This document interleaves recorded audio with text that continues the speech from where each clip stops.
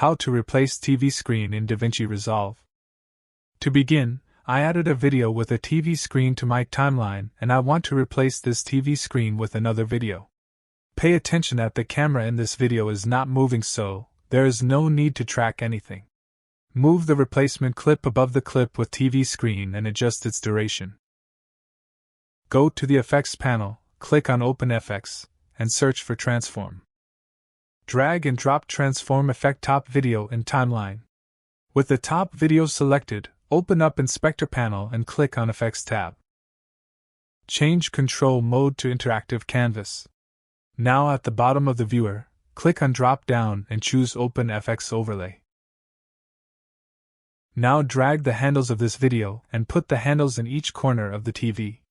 If you want, you can decrease the opacity of this clip to see the TV clip below it, but for me it's okay. You also can zoom into the viewer to see the edges better.